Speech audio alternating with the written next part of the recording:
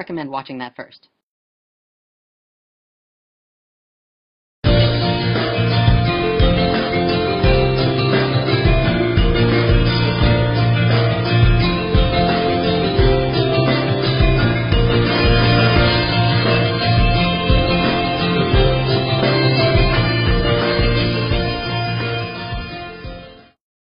The first thing we need to discuss is how to charge your crystals. Just like us, crystals need sustenance. Well, they won't die if they don't get any, but who doesn't love to be fed? One way of charging your crystals are with bigger crystals. By allowing the smaller crystals to receive energy from the points of the bigger ones, you can also just sit small crystals onto a cluster. However, there is a much easier way. Sunlight. Just as we receive energy from the sun, crystals also receive and recharge under the intensified life force rays of the sun. By letting your crystals spend an afternoon in the sun, they will be bursting with juicy energy for quite a while. Think of crystals like a rechargeable battery, and by leaving it in the sun, it recharges and stores energy to give to you. If it's running on low, the frequencies that it emits will not be as strong as if it would be at a full charge. You can also cleanse your crystals by allowing them to bathe in salt water for a while. If possible, use sea salt or pink Himalayan salt. If you live near the ocean, you can also let them bathe in the ocean itself. You can also sage your crystals, which is very beneficial for cleansing them and keeping them happy. Letting them sit in brown rice for 24 hours centers and grounds the crystals and balances their male and female energies. When you first get your crystals, whether it's through a gift or you dig it up yourself or bought in a store, it's usually important that you dedicate your crystals. This can be done by holding onto it and consciously intend that the crystal only be used for love, light, and the goodness of all. Your chakra system picks up frequencies throughout your whole body, through high frequencies and low frequencies. Most crystals will give off an energy which will resonate to at least one chakra, if not more, which makes them excellent tools for aligning your energy body. One of the easiest ways of using crystals is carrying pocket stones. Carry a crystal of your choosing in your pocket for any amount of time that feels right. If you need a lot of help in one aspect of your life, you might want to carry a certain crystal around with you up for even a month. Then after that time, look back at the month and see if the description of the crystal matches what you experienced. This is actually how I first got into crystals. A friend of mine gave me a crystal and told me to hang on to it for a month. I didn't really get why, but I did. After a month, I found out what that crystal did, and it had been affecting me in the exact ways of the description. After that, I was hooked, and have been exploring crystals ever since. One thing that I do quite often is actually make what I like to call spirit water. It's really very simple. All you have to do is place a crystal into a glass or bottle of water for an extended amount of time before consuming.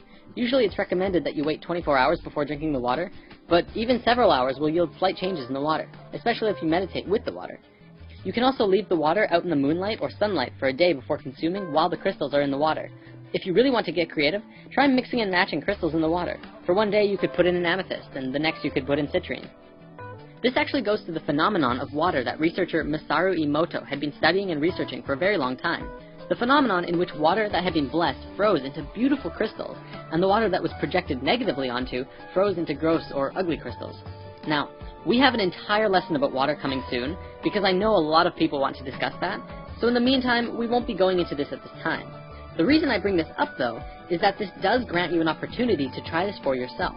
I highly recommend placing several crystals in water and letting them sit for 24 hours. You can also place a plain glass next to it.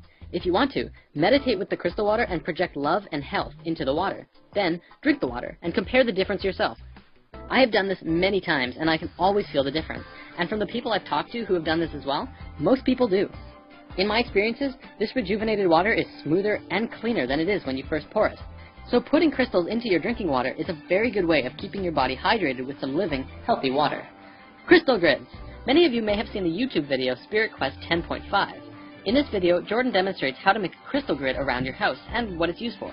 A crystal grid is an energetic grid that you can create around your house that fills your house or room with energy by connecting several crystals together through the power of your intention and energies of the crystals. If you happen to have several larger crystals and a wand crystal, you can make a crystal grid around your house or room, or wherever you are. Place the crystal around your room.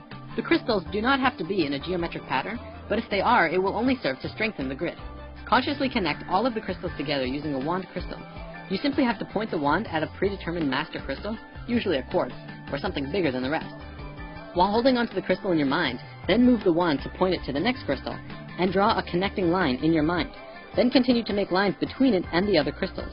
You can go between all of the crystals and back to the master, or back to the master for every one, or anything you want, really. Let your creativity guide you. You can also program your intention into the master for whatever you want, whether it be abundance or healing or spiritual development. and allow those energies to flow through all of the crystals in the grid. Something I've been playing with for a long time now and have had wonderful experiences with is what I call the bed chakra charge. The day that you charge your crystals in the sunlight, take 7 crystals, 1 for each chakra, and place them either under your bed or in between your mattress and box spring in the order of the chakras, lined up with where your body is while you sleep. You can do a little meditation with them too if you like. Set the intention for them to provide you only with the highest of frequencies for you to explore. Then, go to bed. The first time I did this, as well as pretty much every time after, I would fall asleep and wake up after about 4 hours or so. Except I would be fully charged and wide awake, as if I was an iPod plugged into a socket, and I'd be ready to start the day. None of that lazy, tired morning routine at all. It was phenomenal. Not only that, but I also had amazing dreams when I did that, and I don't always remember my dreams. Again, I'm not saying that this will happen, but that it's a possibility as it's what I experienced, and it would be very interesting to see how others reacted to trying such an experiment. Also, don't feel that you need to place the crystals under your bed. If it's not possible, you could put them in your pillowcase or on your night shelf or something like that. The possibilities are infinite. And of course, we could not talk about crystals without talking about meditation. You can learn so much from crystals by working with them in meditation, and they can also greatly benefit you with finding the peaceful meditation state if you're struggling with it. You can sit in the traditional lotus position with a crystal in each hand, or you can sit with a single crystal in your lap. You can also just place them nearby if you don't want to touch them. And of course, like with the bed chakra charge, you can place crystals on each chakra as you lay down, and allow your body to receive their energies naturally and intimately. What you experience from working with crystals will be up to you to discern, but many report crystals magnify one's personal energy by merely focusing and connecting it with the universal energies. Crystals can assist in manifestation, but one must understand the difference between want and need. In manifestation, there is a thin line between helping the universe provide that which is necessary and attempting to force the universe to provide that which is desired. Unfulfilled want is one of the true sources of unhappiness. If one wants something desperately enough and is unable to attain it in one lifetime, they might keep drawing themselves into additional lifetimes until that want is fulfilled. However, need is always fulfilled, as long as it's not blocked by want. Although, of course, one might need to work to fulfill that need as well. It will come. Certain crystals, like citrine, are helpful in manifesting abundance into your life, although in what sense, that is totally up to you. Ultimately, you are the one pulling the experiences of receiving towards you, and as long as you are open to receiving, energy can keep flowing in all aspects of your life. Finally, and this is something I found in one of my favorite crystal books, Love is in the Earth, but I haven't tested it.